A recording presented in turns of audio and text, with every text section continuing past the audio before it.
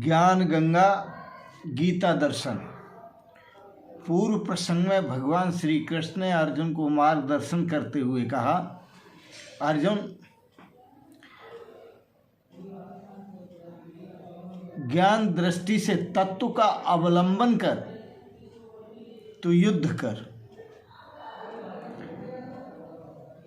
आज के प्रसंग में गीता दर्शन के 2 अध्याय के श्लोक 29 पर विचार श्रवण करेंगे। ऐसा ते अविताशांके बुद्धिर्योगे तिमाम शृणु बुद्ध्या युक्तो या पार्थ कर्म बंधम प्रहास्यसि।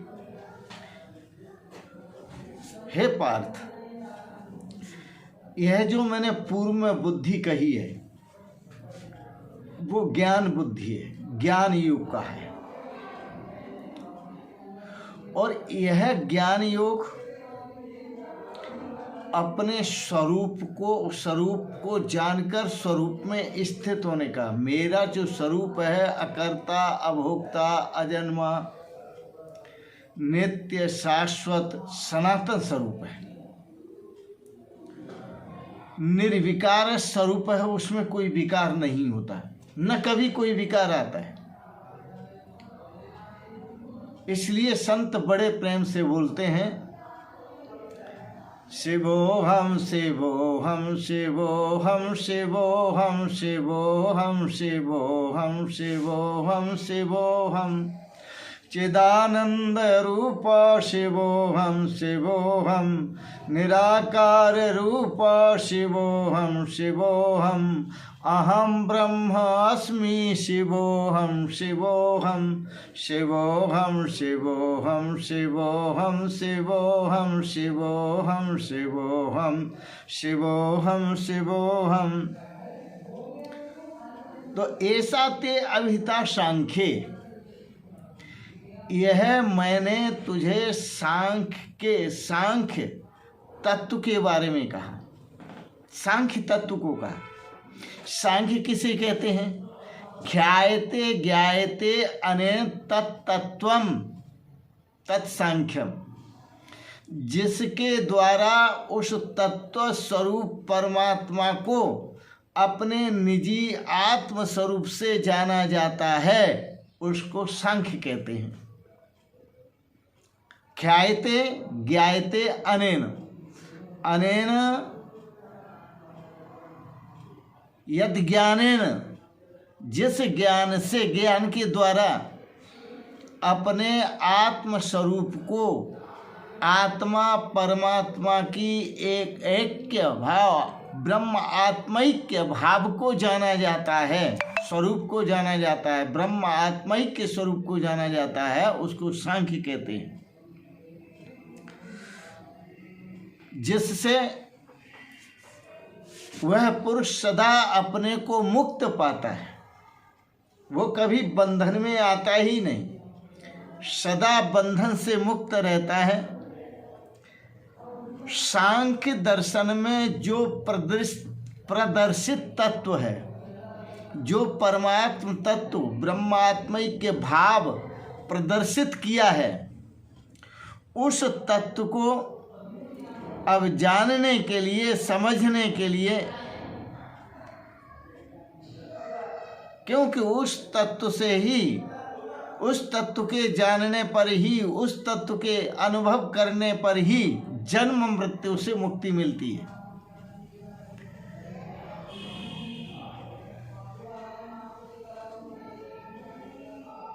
न ज्ञानेन सदृशम पवित्रम यह विद्यते, संसार में ज्ञान के समान पवित्र करने वाला और कोई दूसरा तत्व नहीं है।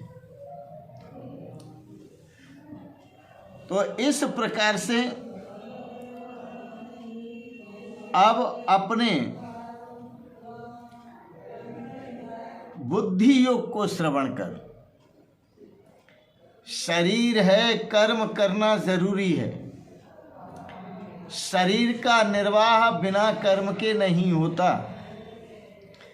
मैंने जान लिया कि मैं ब्रह्मात्मैक्य स्वरूप हूँ, परमात्मा स्वरूप हूँ।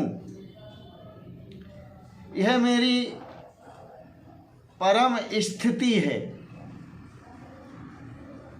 यह मेरी परम परमात्मा में स्थिति है। पर इस स्थिति में पहुंचकर और ये इस तरह हाथ पे हाथ रख कर के बैठ जाना,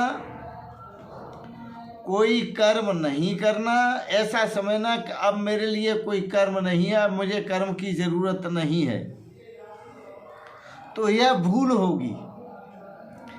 क्यों भूल होगी? क्योंकि शरीर निर्वाह के लिए शरीर से कर्म करने हैं।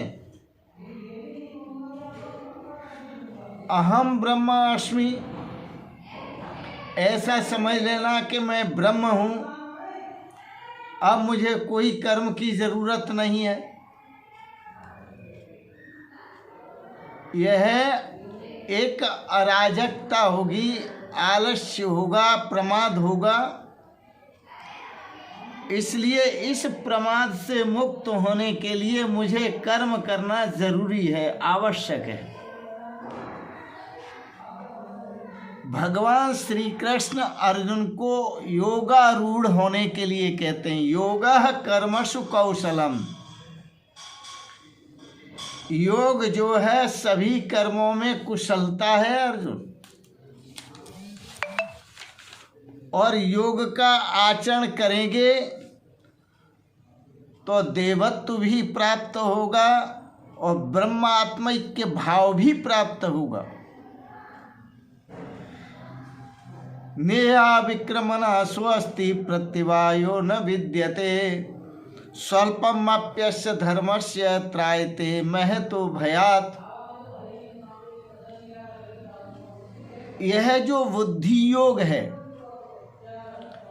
जो निष्काम कर्म योग है, कर्म तो करने हैं लेकिन किस निष्काम भाव से करने हैं। मैं अभोक्ता हूँ, अक्रिय हूँ, और जो निष्काम भाव से किया गया प्रारंभिक कर्म है, उस कर्म का कभी भी नाश नहीं होता, क्योंकि वह सत्य स्वरूप परमात्मा की प्राप्ति के लिए किया जाता है। और सत्य स्वरूप परमात्मा की प्राप्ति के लिए आगे किया गया जो कर्म, वो सत्य स्वरूप परमात्मा को ही समर्पित होता है।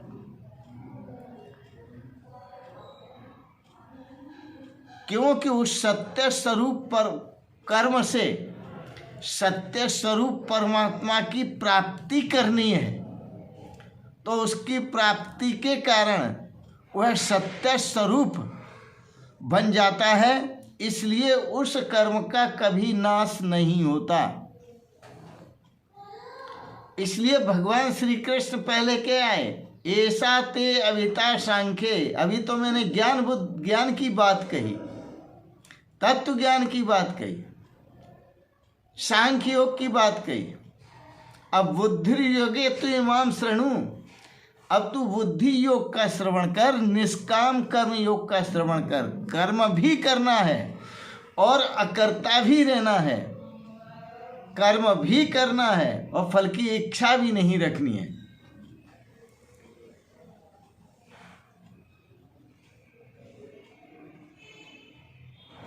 जो निष्काम कर्म योग है, यह भी साधक को जन्म मृत्यु के बंधन से मुक्त कर देता है।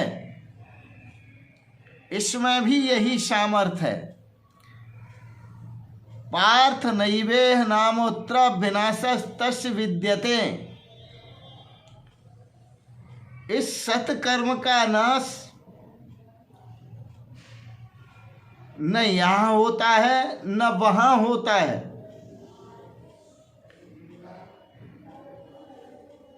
साफ कहा भगवान ने, नैव इह न अमुत्र विनाशस्तस्य विद्यते। न यहाँ नाश होता है न वहाँ नाश होता है। यह किया गया सत्कर्म का जो पुण्य है वह हमेशा साथ देता है। वो सत्कर्म सत्य स्वरूप परमात्मा से